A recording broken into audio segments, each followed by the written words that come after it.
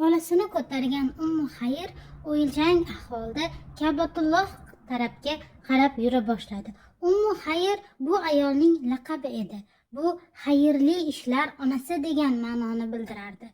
Ummu Xayr tug'ganiga 3 kun bo'lib, bolasini ko'targan holda holsiz bo'lib Ka'batulloh tarafga yurib borardi.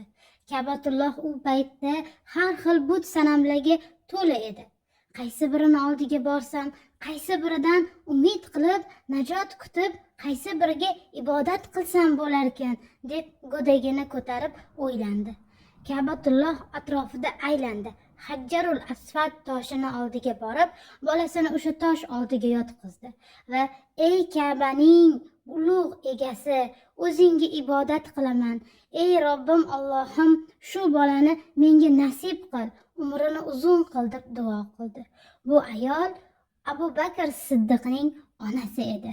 U ketma-ket farzandlarini yerga ko'ma Abu Bakr Siddiq tug'ilganlarida shu farzanddan umid qilib duo qilgan edi.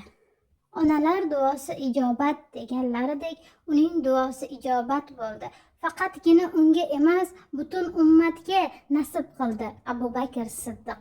Va payg'ambarimiz Rasululloh sollallohu alayhi vasallamni oldilarida har doim bo'lib, ularga quvvat bo'lgan, ummatga himmat bo'lgan bir inson tug'ildi va umr guzaronlik qildi.